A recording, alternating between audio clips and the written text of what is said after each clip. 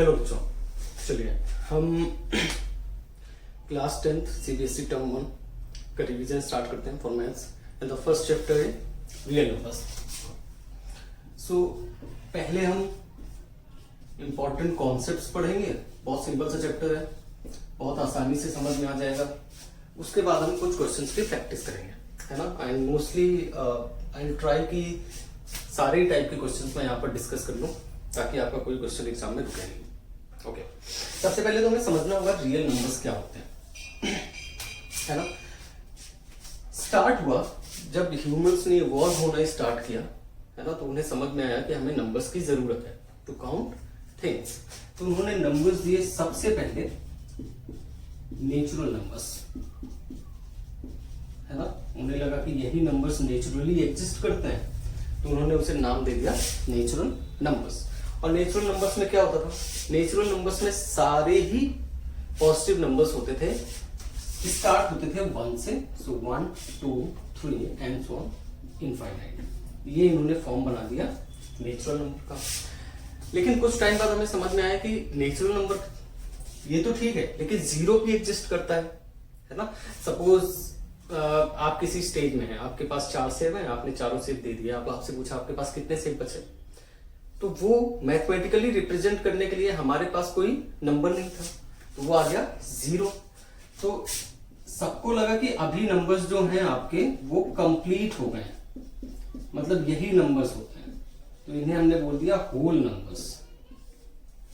और whole numbers में कौन कौन से नंबर आ गए? ऑब्वियसली सारे ही numbers, 0 included, 1 2 3 and so on infinite, right. तो अगर आपसे क्वेश्चन आता है एग्जाम में कि क्या सारे होल नंबर्स नेचुरल नंबर हैं, आंसर इज नो, क्योंकि 0 भी होल नंबर है बट वो नेचुरल नंबर नहीं है। देन क्वेश्चन आता है क्या कि सारे नेचुरल नंबर्स होल नंबर्स हैं? ऑब्वियसली, है ना, क्योंकि 1 to इनफाइनाइट है और इसमें होल नंबर्स में 0 1 to इनफाइनाइट सारे नंबर्स हैं, राइट। देन इसके बाद आया कुछ वैल्यूज निगेटिव में जाती हैं, है ना, लाइक टेम्परेचर, है ना, वो क्या होता है? निगेटिव भी होता है, तो वो भी रिप्रेजेंट करने के लिए हमारे पास मैथमेटिकल नंबर नहीं था। तो उन्होंने कहा कि अगर हम प्लस में ऐसे जा सकते हैं तो माइनस में भी जाएंगे, 1 2 3 and so on infinite. Similarly -1 -2 and so on infinite. और इन नंबर्स को बोल दिया गया इंटीजर्स, इन नंबर को बोल दिया गया इंटीजर्स। अब अगर क्वेश्चन आता है क्या कि सारे होल नंबर इंटीजर्स हैं? ऑब्वियसली है। क्या सारे इंटीजर्स होल नंबर हैं? बिल्कुल भी नहीं है, राइट। देन इंटीजर्स के बाद अब वैल्यू आई, सपोज 3 लोगों को 2 सेब इक्वली डिवाइड करके देना है ना। क्या आप इंटीजर्स में दे सकते हैं? नहीं दे सकते हैं। आपको एप्पल क्या करना पड़ेगा? कट करना पड़ेगा। तो वहां पर हमारे पास आया फ्रैक्शन, है ना, जिन्हें हमने बोल दिया रेशनल नंबर्स, राइट। हमारे पास क्या आया? फ्रैक्शन आया, जिन्हें हमने बोल दिया रेशनल नंबर्स। अब रेशनल नंबर्स क्या है? वो सारे नंबर जो p बाई क्यू के फॉर्म में लिखे जाते हैं and q is not equal to 0। q 0 नहीं होना चाहिए और p बाई क्यू के फॉर्म में हम लिख पाए, वो सारे नंबर्स क्या हो जाते हैं? Rational numbers. क्या इंटीजर्स रेशनल नंबर्स होते हैं? बिल्कुल होते हैं, है ना। इनको भी तो p बाई क्यू के फॉर्म में लिख देते हैं। सारे इंटीजर्स के लिए q की वैल्यू क्या है? 1, यानी दिस इज 1/1 2/1 3/1 -2/1। क्या रेशनल नंबर्स में सारे होल नंबर आते हैं? बिल्कुल आते हैं। क्या रेशनल नंबर्स में सारे नेचुरल नंबर्स आते हैं? बिल्कुल आते हैं। बट इनके अलावा भी हमारे पास कुछ ऐसे नंबर्स थे जिनको हम p बाई क्यू के फॉर्म में नहीं लिख पा रहे थे, है ना। वो नंबर्स हमारे पास क्या है? उन्हें हमने बोल दिया irrational numbers, irrational numbers, right. Like √2 √3 पाई, ये सब कौन से नंबर्स थे? Irrational numbers. और इन दोनों नंबर्स को ऐड करके हमने बोला कि हमारे पास आते हैं रियल नंबर्स। हमारे पास क्या आते हैं? Real numbers. मतलब रेशनल नंबर्स और इर्रेशनल नंबर्स को ऐड करके जो हमारे पास नंबर्स बनते हैं उन्हें हम बोलते हैं रियल नंबर या फिर वास्तविक संख्याएं। राइट। अब रियल नंबर्स में ये सारे नंबर आते हैं, नेचुरल नंबर भी, होल नंबर भी, इंटीजर्स भी, रेशनल नंबर, इरेशनल नंबर, सारे नंबर आते हैं, राइट। पहले हम नंबर्स के बारे में कुछ चीजें डिस्कस करेंगे, राइट। फिर उसके बारे में हम रेशनल नंबर, इरेशनल नंबर्स को थोड़ा सा डिटेल में पढ़ेंगे। फिर हम देखते हैं कि इनमें से कौन कौन से क्वेश्चंस बनते हैं, राइट। सो आपका जो चैप्टर स्टार्ट होता है, आई गेस ये आपको क्लियर होगा, है ना। इसको या तो वीडियो पॉज करके आप लिख लीजिए या फिर स्क्रीनशॉट ले लीजिए।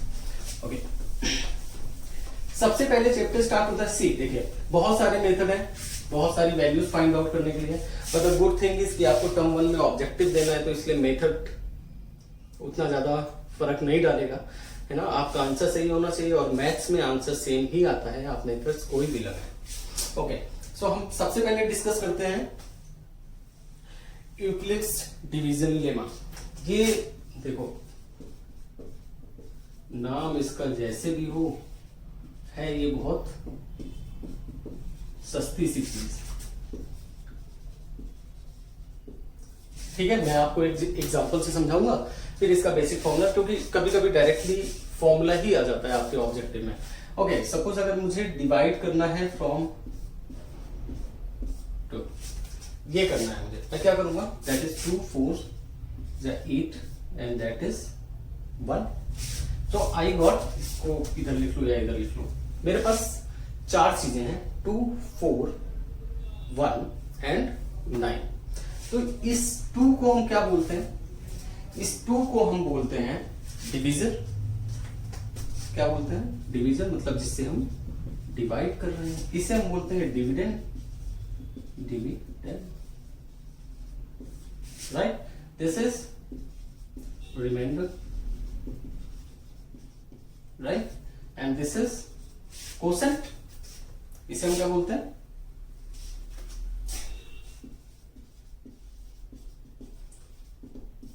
Quotient, right. अब ये 4 चीजें हैं, अगर मैं इसको किसी वैल्यू के फॉर्म में लिख दूं,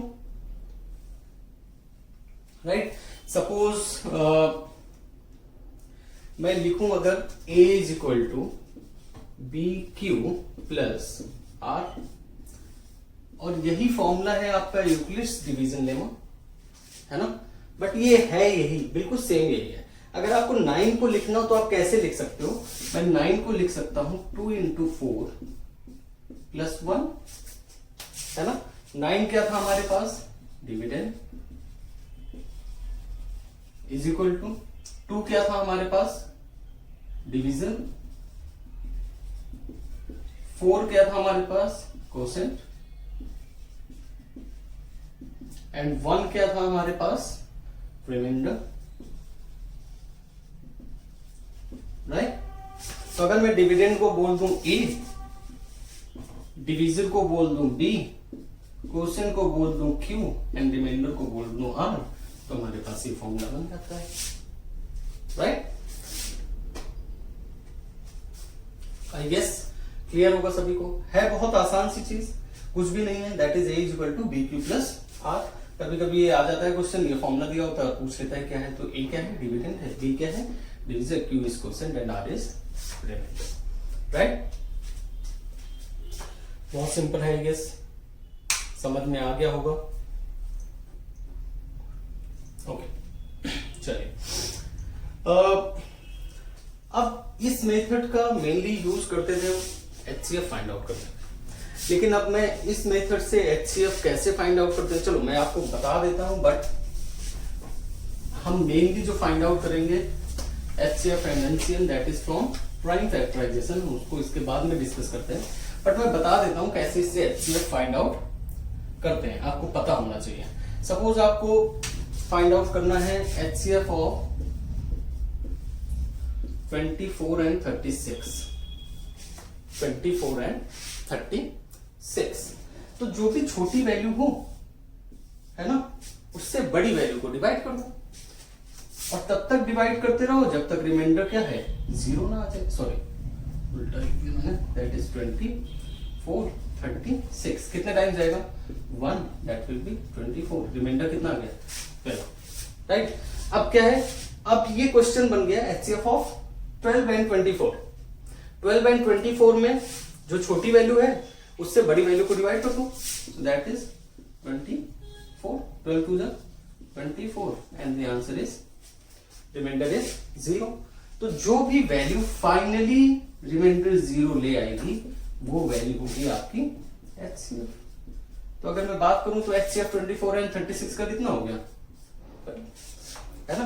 बट अगर आपका सब्जेक्टिव क्वेश्चन हो रहा होता तब तो आपको ये मेथड जानने की जरूरत है ना। लेकिन सब्जेक्टिव तो है नहीं, तो हमें निकालना है सिर्फ LCM और HCF।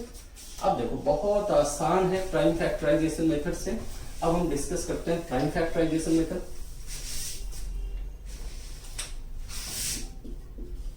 प्राइम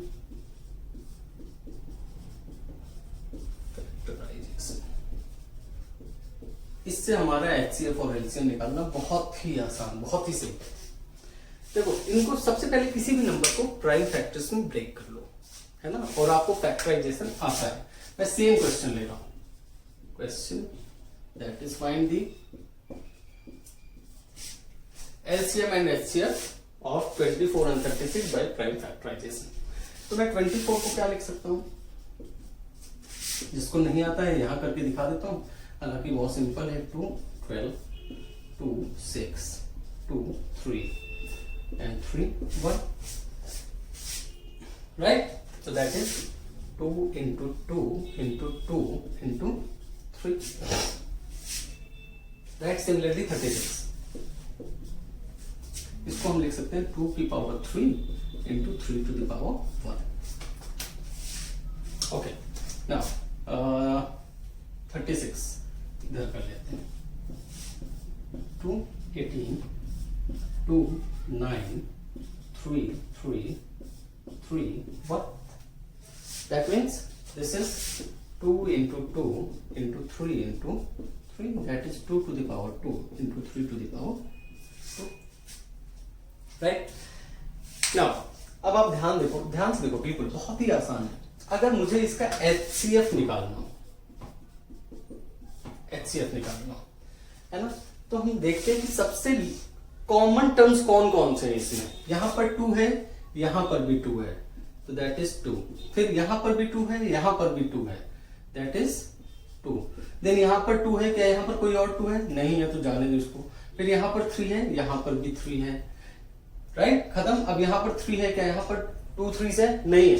हमें जो सिर्फ कॉमन फैक्टर्स हैं वो यहां पर लिखने होते हैं, सो that is 4 into 3 and that is 12, right. LCM बहुत ही आसान। अब LCM कितना होगा इसका, देखो अब हमें देखना होता है कि जो भी टर्म हाईएस्ट पावर में एग्जिस्ट कर रहे हैं, सपोज 2 2 है यहां पर, और यहां पर 2 to the power 3 है, यहां पर 2 to the power 2 है, तो that will be 2 to the power 3। जो भी हाईएस्ट पावर है वो उठा के लिख दो यहां पर। 3 to the power 1, 3 to the power 2, highest power 3 to the power 2, so that is 8 into 9, that is 72. So LCM will be 72, HCF will be 12, right? What? HCF is 12, LCM is 72। बहुत simple है, सिर्फ prime factorisation करिए। Prime factorisation करने के बाद क्या करेंगे आप, करने के बाद जो भी कॉमन टर्म्स है ना, कॉमन टर्म्स हैं उनकी लीस्ट पावर्स HCF देगी, उनकी हाईएस्ट पावर्स LCM देगा। कॉमन टर्म्स की लीस्ट पावर HCF देगी एंड हाईएस्ट पावर LCM देगा, राइट। आई गेस यहां पर आपको क्लियर है, कोई डाउट नहीं है ना। लीस्ट पावर मतलब यहां पर 2 to the power 3 था, यहां 2 to the power 1 था, देन क्या हो गया यहां पर 2 to the power 2, 3 to the power 2 था, 3 to the power 1 था, 3 to the power 1। So HCF is 12 and LCM is 72. So that is prime factorization, और इसका बहुत इंपैक्ट है, बहुत यूजफुल है, राइट। अब इससे LCM एंड HCF से एक फॉर्मूला भी आता है जिससे बहुत सारे क्वेश्चंस बन सकते हैं, and that is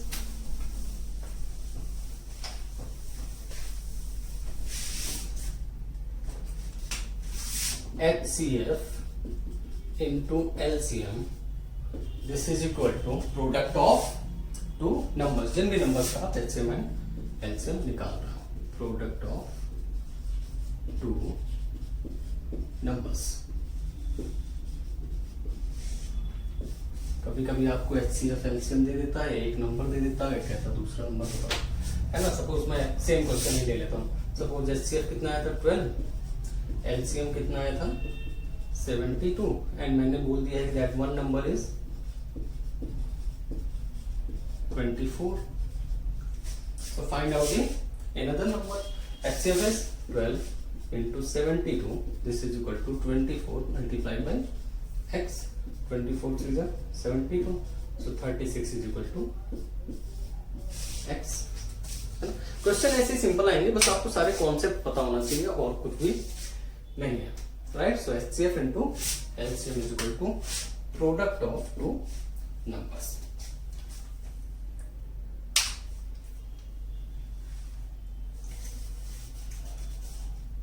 right.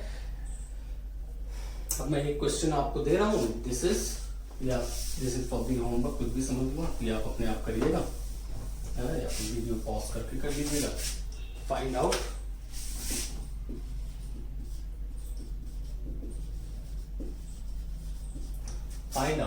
The HCF and LCM of 26 and 91.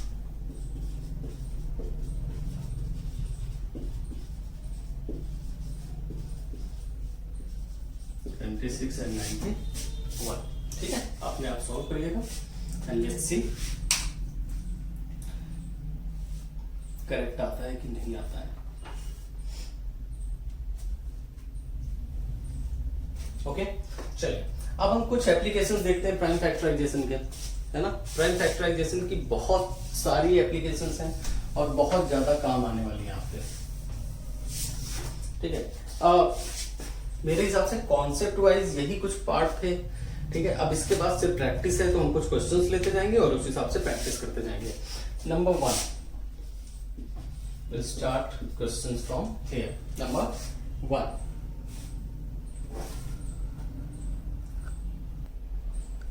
if two numbers A and B are expressed H, ठीक है। कैसे निकालेंगे? सपोज यहां पर A दिया है PQ² एंड B दिया है कुछ भी ले लेते हैं P⁻³ and Q, and it is saying find out the LCM, find out the LCM। अब देखो प्राइम फैक्टराइजेशन कितना यूजफुल है ना। आपको इसके लिए पेन भी नहीं चलाना है, ऐसे ही आप सॉल्व कर सकते हैं इसे। हमें पता है कि जो हाईएस्ट पावर होती है वो LCM देता है, जो लोवेस्ट पावर होती है वो HCF देता है। सो LCM क्या हो जाएगी, P की हाईएस्ट पावर, दोनों में कंपेयर करेंगे P3, Q की highest power Q², so LCM is PQ² HCF अगर निकालना चाहें आप तो P की lowest power PQ and P⁻1, then Q की lowest power Q² and Q, so HCF is right। अब अगर आपको प्रूफ करना हो, चेक करना हो, तो ये भी चेक कर लो, HCF into LCM is equal to product of two numbers, right।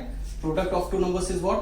HCF is PQ, LCM is PQ² अगर आपको कोई कंफ्यूजन हो रहा हो, product is PQ² into PQQ, and I guess आपको इतना पता होगा दैट अगर सेम बेस है तो पावर ऐड कर जाती है, यहाँ पावर 1 है, यहाँ 3 है, तो P⁻4, Q⁻1, Q⁻2, Q⁻3, similarly P⁻1, P⁻3, P⁻4, Q⁻2, Q⁻1, Q⁻3, same आ रहा है, मतलब प्रूफ भी हो गया और आपने सही HCF LCM निकाला है। देखो प्राइम फैक्टराइजेशन बहुत यूजफुल है, आपके सारे क्वेश्चंस हो जाएंगे mostly, right.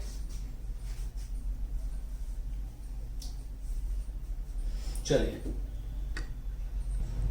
Question number 2, if P1 and P2 या फिर कुछ भी मान लो A1 A2, but prime numbers मानना है तो P1 P2 ही मान लो। Question number 2, if P1 and P2 are two odd prime numbers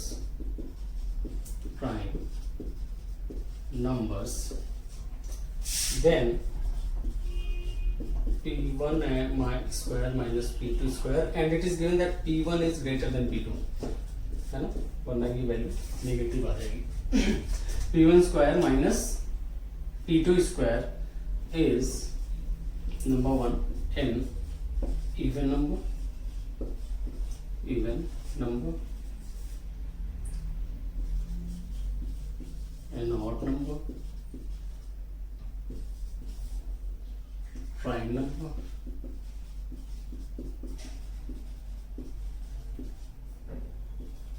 insufficient data, sufficient data। चलो देखो, अब अगर मैं ये देखता हूं that p1 minus p2 square को क्या लिख सकता हूं, p1 minus p2 and p1 plus p2। अब नंबर्स कहां से स्टार्ट होते हैं, प्राइम नंबर्स 2 3 5 एंड 7। अगर ये कहता कि ये ऑड नंबर नहीं है तो फिर इसके बहुत सारे ऑप्शंस खुल जाते हैं।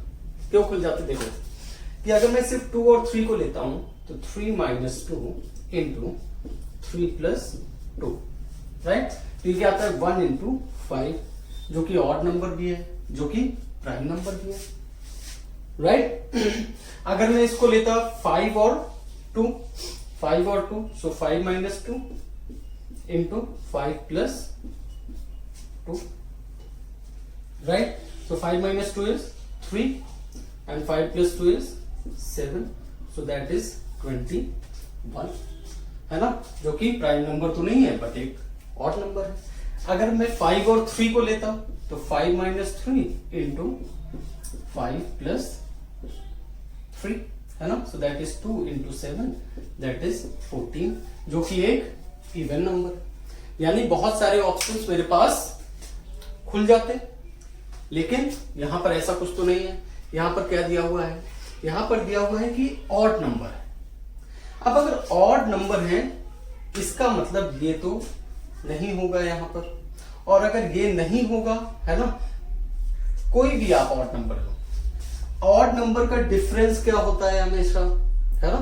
सपोज 13 है 11 है, ऑड नंबर का डिफरेंस क्या होगा, इवन नंबर होगा। ऑड नंबर का सम क्या होगा, ऑड नंबर का सम 3 and 5 8, वो भी इवन नंबर होगा, राइट। और अगर ये वैल्यू 1 नहीं हो रही है, 1 कब होती है, जब सिर्फ 3 और 2 को लेता हूं मैं, 1 नहीं हो रही है तो मल्टीप्लाई में है, प्राइम नंबर कभी भी नहीं हो सकता, कभी भी नहीं हो सकता है। दो ऑड नंबर्स का subtraction even number, addition even number का मल्टीप्लाई इवन नंबर। तो only correct option is an even number. देखो बहुत सिंपल है। अगर यहां पर मैंने आपको सारे सिनेरियो बता दिए हैं, अगर यहां पर ये नहीं दिया होता कि ऑड नंबर है तो इसके बहुत सारे ऑप्शंस हो सकते थे, लेकिन उसने इतना नैरो डाउन कर दिया है कि अगर ये ऑड नंबर है तो डेफिनेटली सिर्फ ऑप्शन क्या बचता है हमारे पास, सिर्फ ऑप्शन बचता है कि अगर ऑड नंबर है तो ऑड नंबर, दो ऑड नंबर का सब्ट्रैक्शन इवन नंबर, दो ऑड नंबर का एडिशन इवन नंबर, और इवन नंबर का मल्टीप्लाई इवन नंबर से even number, right. I guess आपको समझ में आ रहा है, राइट। चलिए क्वेश्चन नंबर 3 लेते हैं। Okay,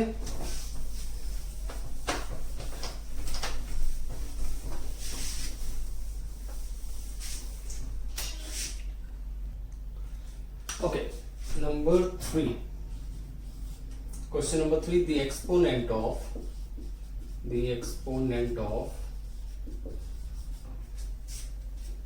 128 in the exponent of 2, थोड़ा सा गलत हो गया, the exponent of 2 in prime factorization of 128। मेरे आंसर निकालने से पहले आंसर निकाल लो, बहुत सिंपल है। Prime factorization of 128, right. So this is 128, जल्दी से करते हैं। 2 6 4 2 32 2 16 2 8 2 4 2 2 2 1, right. So 128 can be written as 2 into 2 into 2 to 2 into 2 into 2. कितने हो गए? 3 3 6 7 3 3 6 7. That is 2 to the power 7. So answer is 7. है ना? ये बहुत सिंपल से क्वेश्चन है, इसलिए मैं ज्यादा टाइम नहीं दूंगा इसमें, है ना? एक्सपोनेंट्स क्या होते हैं? जो पावर्स होती हैं, है ना, उन्हें हम क्या बोलते हैं? Exponents. So exponent of 2 in the prime factorization of 128 can be written as 2 to the power 7. So the answer is 7. Right? चलिए question number 4.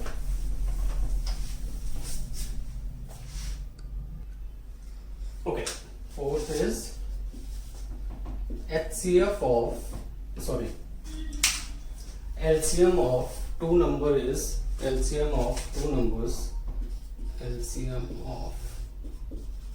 two numbers is 600. Their HCF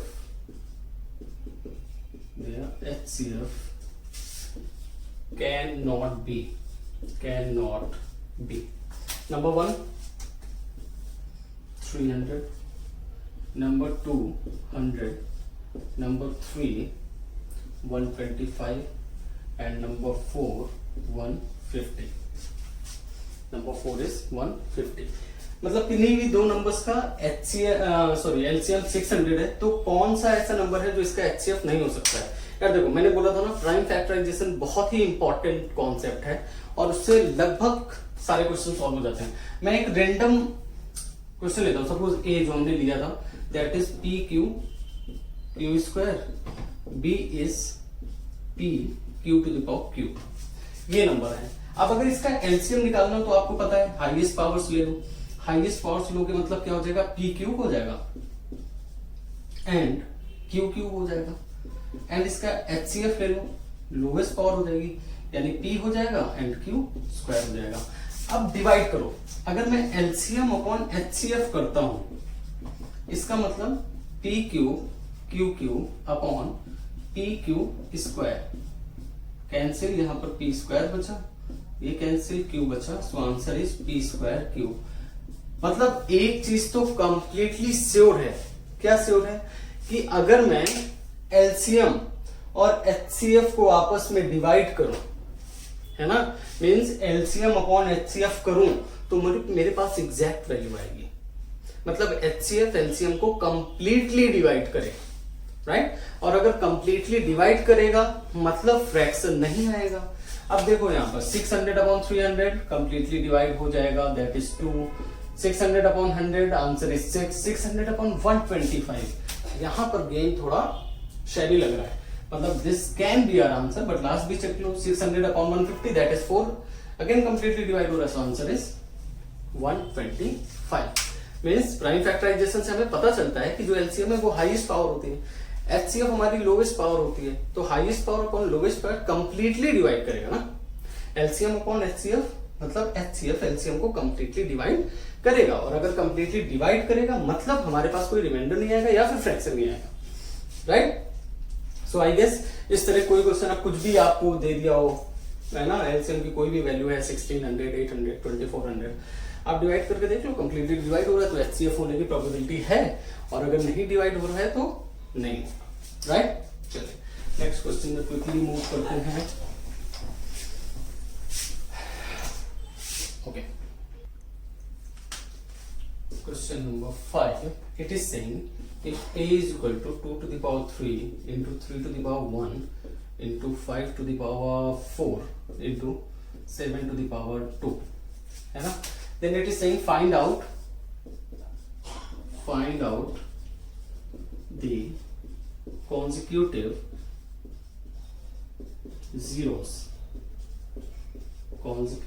zeros in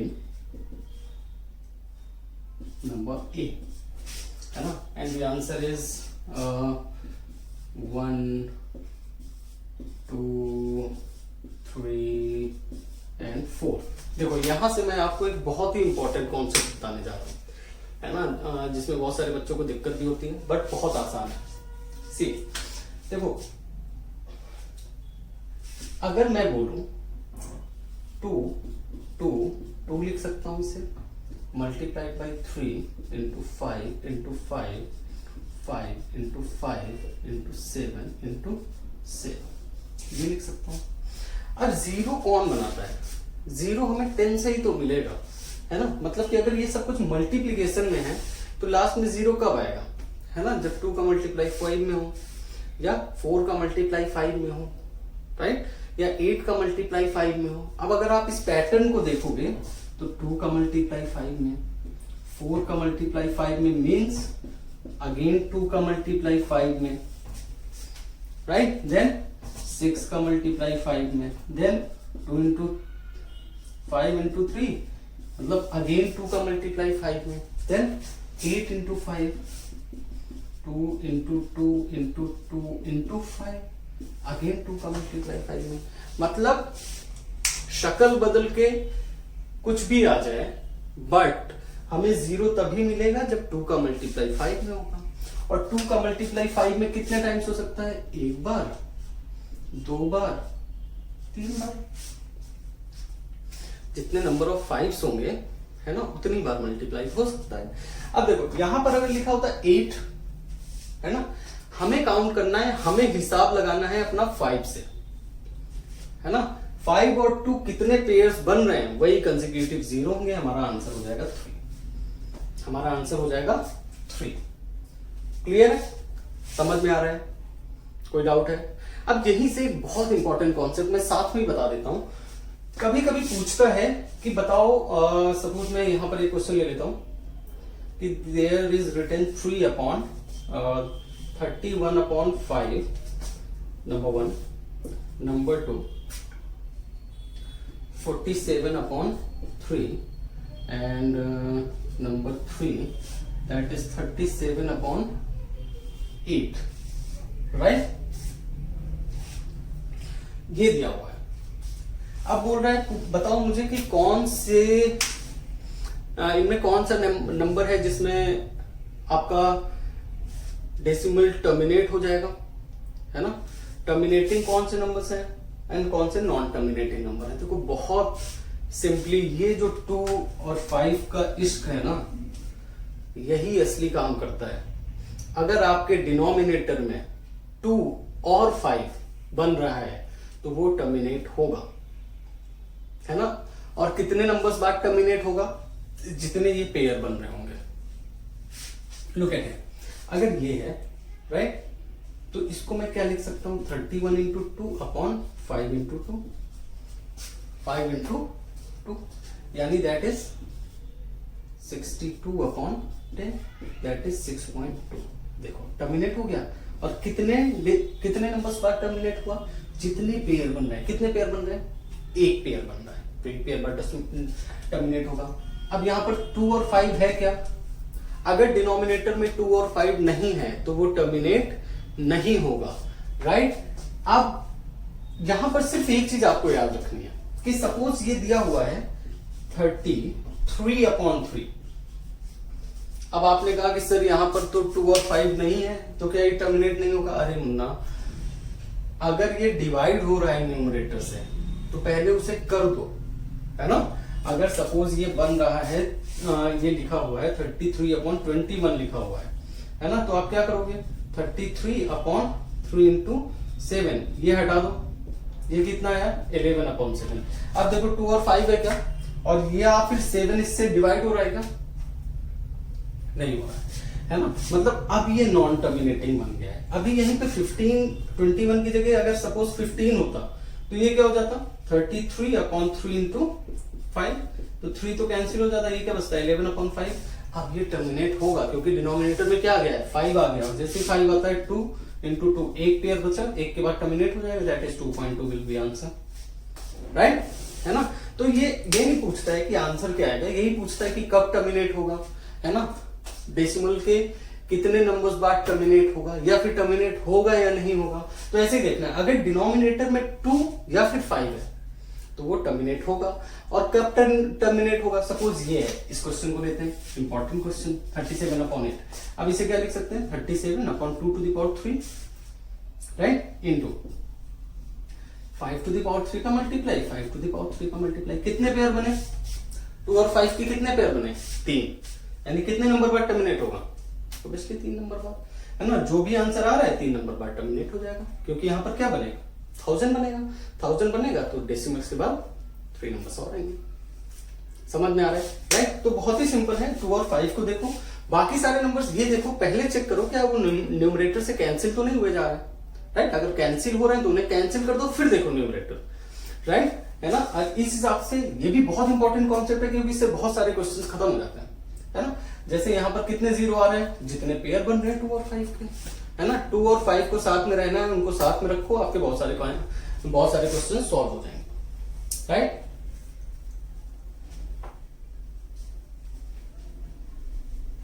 okay, चलिए इसी तरह का question है, question number 6 try करते हैं। Same concept पे है, इसलिए थोड़ा जल्दी हो जाएगा।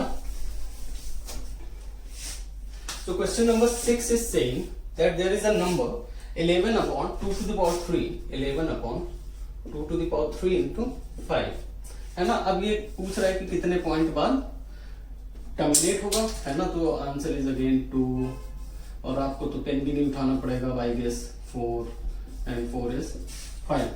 बहुत आसानी से कर सकते हो आई गेस, है ना। कैसे करोगे? कितना है? 5 टू द पावर 2 इधर किया, 5 टू द पावर 2 इधर किया, so 11 into 5 to the power 2 upon 2 to the power 3 into 5 to the power 3। 2 और 5 का पेयर बना दिया आपने, है ना। 2 और 5 का पेयर बना दिया, कितने पेयर बनेंगे? 3 पेयर्स। कब टर्मिनेट होगा? After 3 points after decimal, right, 3 points after decimal. Clear है? चलो नेक्स्ट क्वेश्चन ट्राई करते हैं, जल्दी जल्दी से कुछ और अच्छे क्वेश्चंस ट्राई कर लेते हैं। ओके, इस क्वेश्चन नंबर 7 है। It is saying if LCM of x and 18 is 36, x and 18 is 36 and HCF of, बहुत सिंपल सा क्वेश्चन है, x and 18 is 2, then find x, find x। अरे भाई प्रोडक्ट वाला फॉर्मूला लगेगा, HCF into LCM is equal to product of numbers, right. HCF is 2, LCM is 36, product of is x into 18 2, so x is equal to 4, x is equal to what? 4। बहुत simple सा question था I guess, है ना। सिर्फ ये formula हम discuss कर चुके हैं, फॉर्मूला लगाओगे, HCF LCM गिवन है आपके पास, x की वैल्यू निकालोगे, है ना। तो नंबर विल बी x। चलो जल्दी जल्दी से सॉल्व करेंगे, कुछ और क्वेश्चंस कर लेते हैं फटाफट। So question number 8 is saying decimal expansion, the decimal expansion of 1398723 upon 1250 will terminate after, अब कुछ भी ले लो, 2 points, 3 points, 4 points and 5 points, है ना। जैसे ये क्वेश्चन आता है आपको क्या करना है? देखना है कि पेयर्स कितने बन रहे हैं 2 और 5 के। चलो निपटाते हैं पेयर्स। तो पहले इसके क्या करने पड़ेंगे हमें? Factors, 5 2 5 0, 5 5 0, 5 10, 5 2 2 1. So the number is actually written is 1398723 divided by 5 to the power 4 into 2 to the power 1, right? अब पेयर्स बनाने के लिए 2 to the power 3 इधर करो, 2 to the power 3 इधर करो, राइट। तो क्या हो जाएगा? 5 to the power 4 and 2 to the power 4 pair बन गए। कितने पेयर्स बने? 4। तो कब टर्मिनेट होगा? 4 पॉइंट्स, है ना। जितना टाइम मुझे लग रहा है उतना ही आपको भी लगना चाहिए, क्योंकि ये कॉन्सेप्ट ही इतना आसान है ना। तुरंत प्राइम फैक्टराइजेशन करो, देखो कितने पेयर्स बन रहे हैं 2 and 5 के, टर्मिनेट करा दो, राइट। अगर ये मल्टीप्लीकेशन में तो कहते हैं कितने कंजुगेटिव जीरोस बनेंगे, पेयर बनाओ, जितने पेयर्स बन रहे हैं उतने कंजुगेटिव जीरोस बनेंगे। चलो नेक्स्ट क्वेश्चन जल्दी से सॉल्व करते हैं। Question number 9।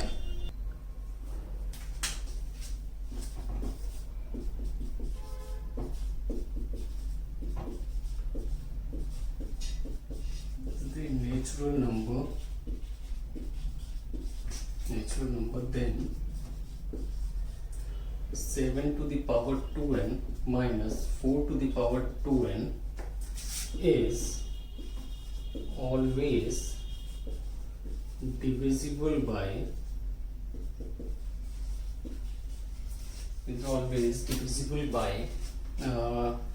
number 1 7, number 2 4, number 3 number 4 3 and 11 both, 3 and 11 both, right?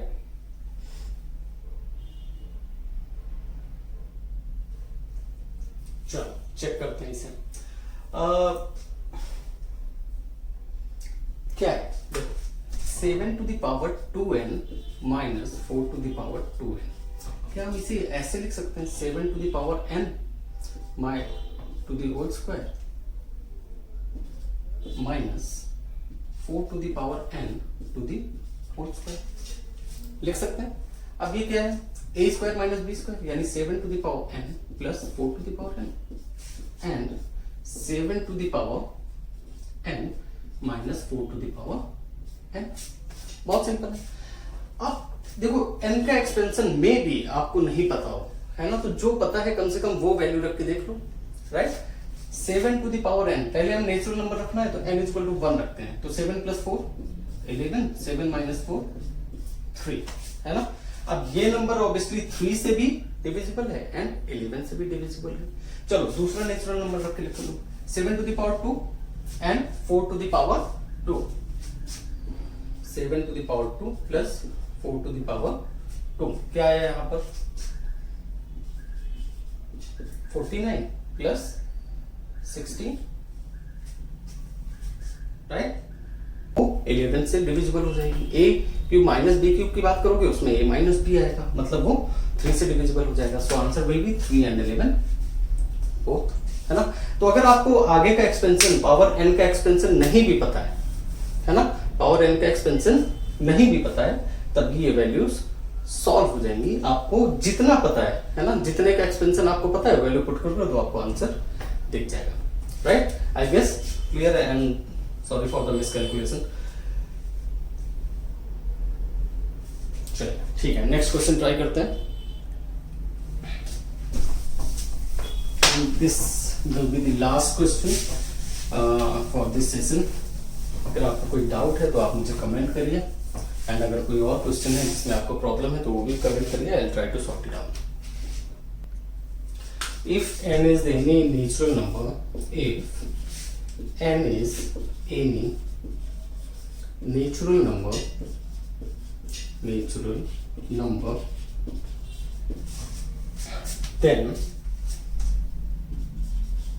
then 6 to the power n minus 5 to the power n will always end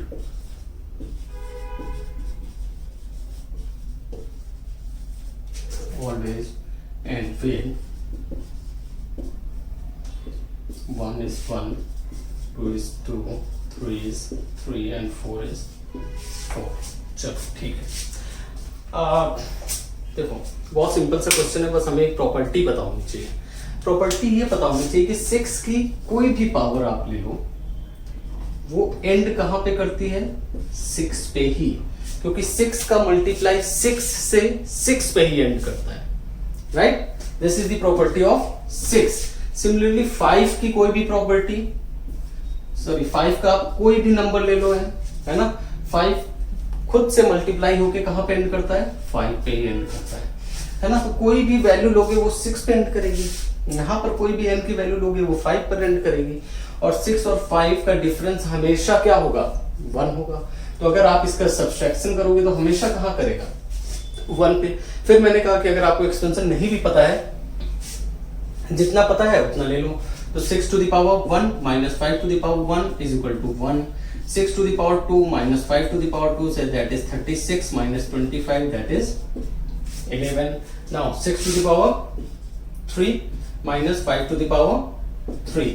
6 to the power 3 is